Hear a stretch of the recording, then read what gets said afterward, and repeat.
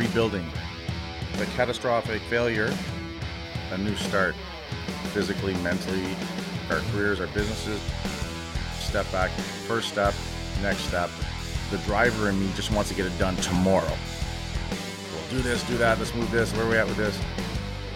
You build some confidence, build some self-esteem, start to feel better about yourself. The Silverback Blueprint Podcast, a show for men over 40. We focus on getting stronger, staying motivated, building discipline, creating a community, and becoming truly happy. Welcome to episode 191 of the Silverback Blueprint Podcast, establishing your self-worth. This is an area where I wouldn't necessarily say I continue to struggle, but it's an area where I want to keep evolving in. The harsh truth is, as far as I see it, and obviously that's what this podcast is about, how I see things, it's going to be very hard to convince people or expect people to have a higher value of your worth than you do for yourself. Now, I kind of came out kind of sideways, but they're only going to value you as high as you value yourself. I think that makes a little more sense. And really, when we're trying to achieve anything, we need to really work on our sense of self-worth. What we feel we're worth to ourselves, what we feel we're worth to the world, our job, our business, our careers. And it's always easy to hand out that advice to people because we're not talking about ourselves at that point. We're talking about someone else, right? We see people in a different light than we see ourselves most times. So we would naturally understand if someone is achieving more and doing more, that they have a higher self-worth. They see themselves as being valuable, having more to contribute, more to offer. But when we look at ourselves, when we're the ones knee-deep in the rice paddies, we have a hard time doing that because we have all our luggage and baggage and our emotions, our failures, our fears. They're all around us. So they cloud our vision of ourselves. They're talking us out of establishing a higher self-worth. Deep down, you want to believe you're worth more. You're worth what you want to charge as a professional. You're worth more as far as what you want to be remunerated for as a salary. But then you have your self-doubt and you have all these issues that you've overcome or gone through in your life that are pulling at you and tearing at you, trying to convince you that you're not worth that you're still that little kid, you're still that teenager, you're still that young adult that made those mistakes. Because we all made mistakes. We've all made decisions that weren't the best decisions. The decisions made out of fear, anger, weakness. Cause us to do things or let things happen to us that we otherwise wouldn't want to have happen, especially now looking back. And the hard part is to separate ourselves from that, to say, hey, listen, that is in the past and I'm not repeating those things anymore. And that's not who I am anymore. Because as we move forward, that's the whole idea, is we grow, we evolve. We learn from our past. We learn from our mistakes. We learn from things that were done to us. Learn the things that we did to others, hopefully. And then knowing all that and understanding all that is one thing. But then being brave enough to take that step, to decide what it is you want to do, to decide who you want to be, and to decide what that is worth. That's the scary part. That's the hard part. That's the, what if I say I want to be making this much a year and I can't get it? What if I say I want to make this much per hour as a consultant and no one wants to pay for it? And the truth of the matter is, someone will pay for it. But you have to be congruent in your beliefs. You have to believe you are worth that. You have to carry yourself in a manner that shows the world what your worth is and how you feel about it and how you believe it and how you just are that valuable. But there's a point where you just have to do it. You can study all you want. You can know all the reasons you want. You can do all the research and say, okay, everyone in my field that's really good at what they're doing, this is what they're charging. So I'm going to charge this. We can do all that research, but we're still going to be sitting with but that guy has 2 more degrees than I do, or that guy is already well known, or that girl, is taken, all these courses and has all these certifications. And that may be true, but that's not what people are buying. That's not what people are getting into you for. They're getting into you because they know you, they got to know you, they like what you do, they like who you are, what you represent. If you come across as the solution for their problem, that's all they care about. But you have to believe that you're the solution for their problem. And even for myself, just listening to me talk about it, you're like, oh, this guy fucking knows what he's talking about. But I still struggle with that. I have a meeting today with someone that we're having a problem with something because I am not comfortable enough to put my foot down. Well, today is the day that I have to put my foot down with it. And for me, I'm in a pattern where when I finally have had enough of a situation where I know it's because I am not fighting for what my value is and what I'm bringing to the table, then I get pissed. I get pissed at the situation. I get pissed at myself. I'm not pissed at the individual because they're just reacting to what they think is fair or they think the value is. They're operating for what's in their best interest. And I appreciate that. But in the same token, if they can do that, so should I. And so should you. One of the things I want to do as I work on my evolving in this area and getting stronger, getting better, is get to the point where it doesn't get that far. Where I'm saying no the moment it doesn't meet my criteria, what I believe is valuable, what I believe is important for my mission, for what I'm focused on, what my purpose is. And my gut is always telling me, but I fear taking that action sometimes. I'm a good guy. I don't want to upset people. I don't like saying no. But when I don't, I suffer. And then when it finally comes to a head, everybody suffers. And then I end up looking like the asshole. That's what I have to own. I have to own that. Don't let it get to that point. Get to the point where I am more confident in my self-worth. And if something doesn't match the value I have on myself, then just say no. It's okay to say no. Find your way to say no.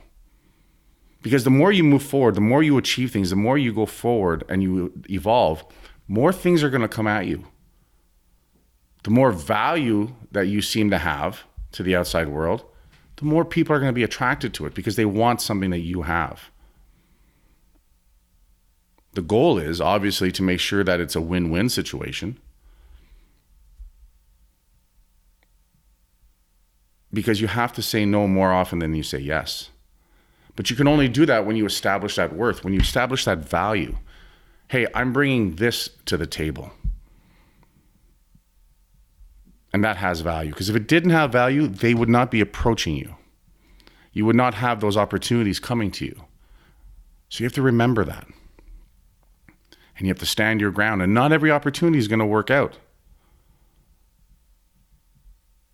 But you have to be the one. I have to be the one to sit there and establish that self-worth and then protect it and fight for it and continue to have it evolve.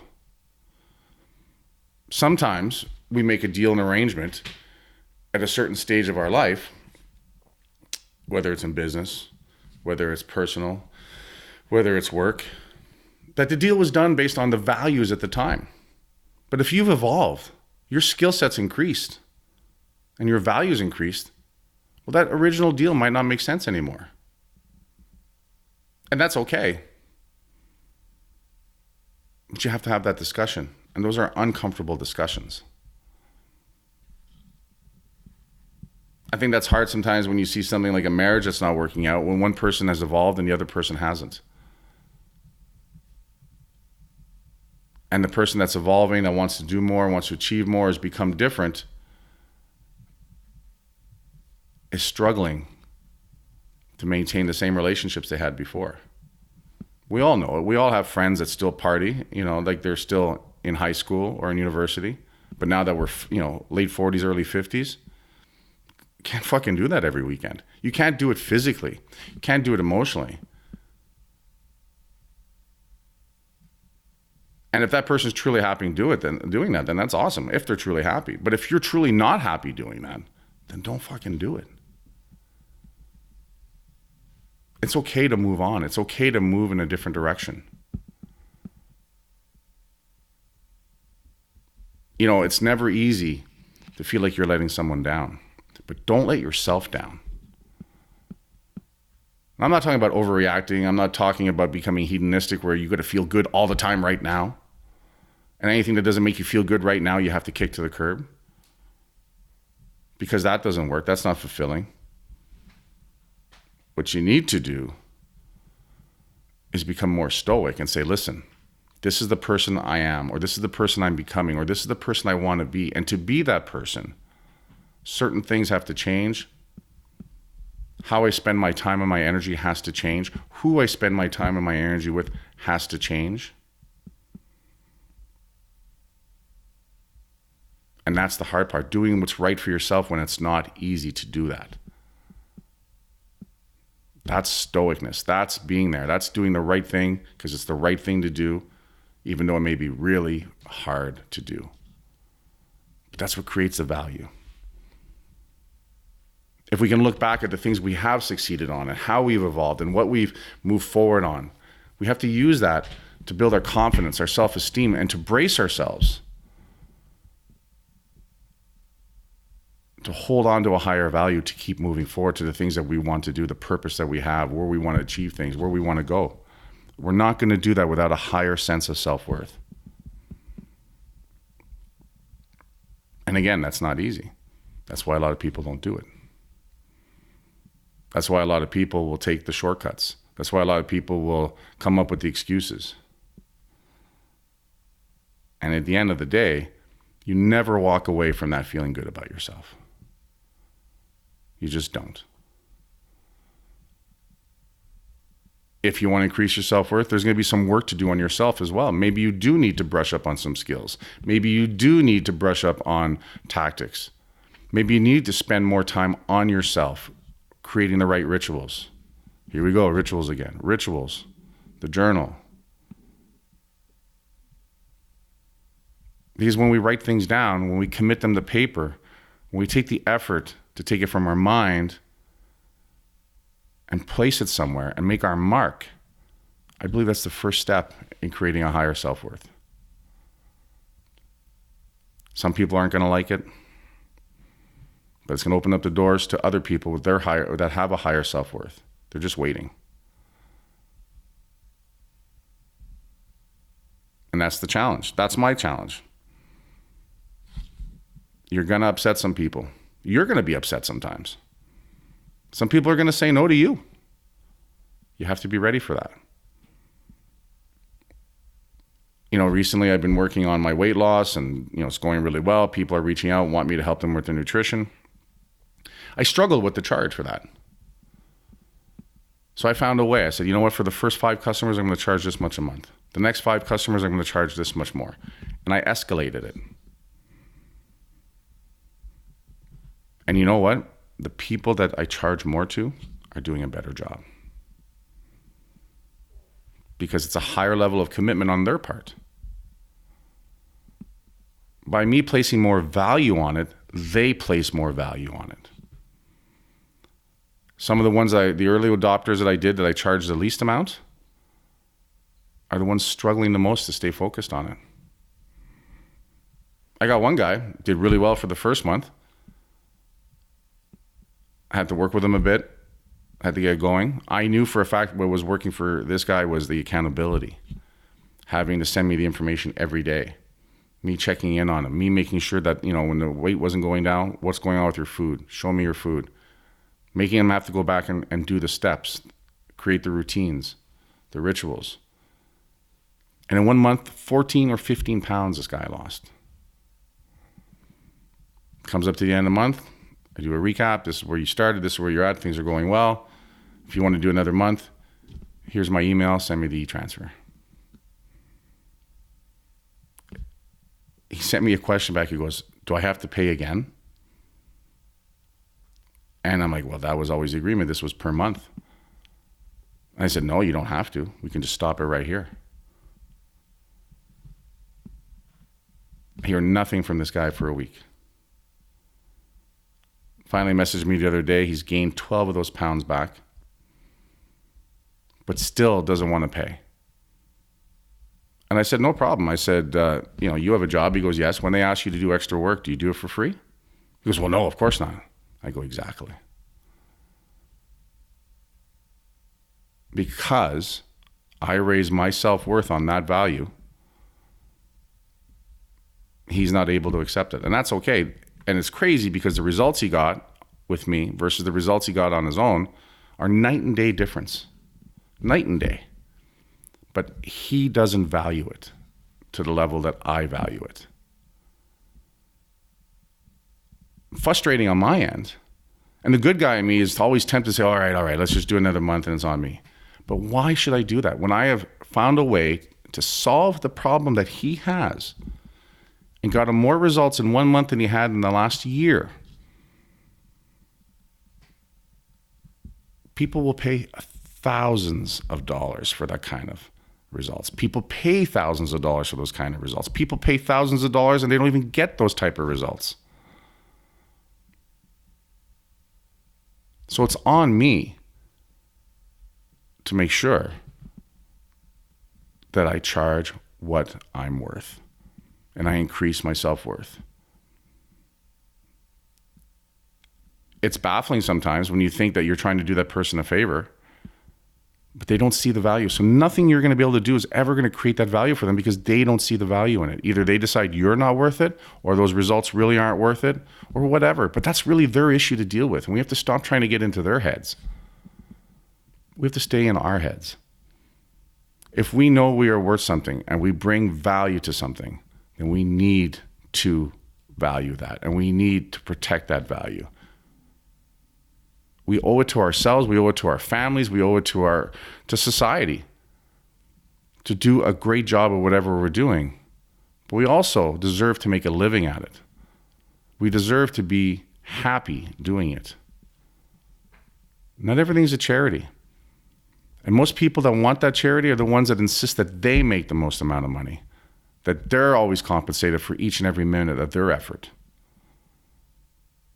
But again, it's establishing your own self-worth. Guys, that's all I have to say on that for now. Head on over to iTunes, leave us a 5-star rating and a positive review. Head on over to hostilegear.com. Use the code word Silverback to save 20% off your self-worth hoodie. And as always, guys, work hard, motherfuckers, and I'll talk to you guys later.